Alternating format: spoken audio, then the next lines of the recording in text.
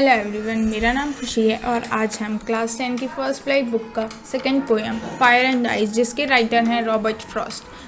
उस पोएम के बारे में जानेंगे। जो फर्स्ट स्टैंजा है वो यहाँ से शुरू होता है। Some say the world will end in fire, some say in ice, from what I have tasted desire I hold with those who favour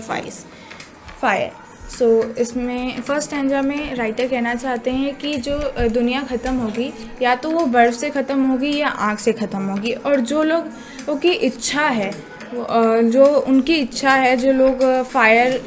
को फेवर करते हैं तो वो उनके साथ हैं। और सेकेंड स्टैंजा में वो कहते हैं, but if it had to perish twice I think I know enough of hate to say that for destruction ice is also great and would suffice. So वो कहते हैं कि अगर वो इस बात से मना नहीं करते हैं कि दुनिया ख़त्म होगी तो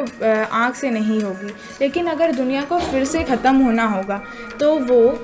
इसमें ये कहते हैं कि वो उसे फायर को ही सिर्फ डिज़ायर या फिर फेवर नहीं करते हैं, वो आइस को भी फेवर करते हैं कि अगर दुनिया को फिर से ख़त्म होना होगा तो एक बार दुनिया बर्फ़ से जम जाएगी और ख़त्म हो जाएगी, और अगर आग से हुई तो सब लोग जल जाएंगे और भस्म हो जाएंगे। इस दोनों स्टैंजा में जो उन्होंने पहली बात फायर की करी है, वो यहाँ पे फायर से लोगों की घृणा के बारे में बात कर रहे हैं कि जो लोगों के बीच की घृणा और नफ़रत है आपस में, वो एक दिन इतनी बढ़ जाएगी कि वो आपस में ही लड़ने लग जाएंगे और एक दूसरे से लड़ मर के ही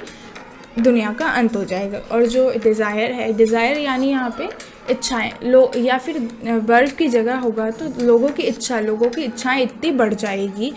जाएगी, जैसे हम जानते हैं कि लोगों की इच्छाएं कभी ख़त्म ही नहीं होती है, तो उस तरीके से लोगों की इच्छाएं इतनी ही बढ़ जाएगी कि वो दुनिया एक दिन इच्छाओं से ही ख़त्म हो जाएगी। तो जो रॉबर्ट फ्रॉस्ट हैं वो फायर और आइस के पीछे हमें ये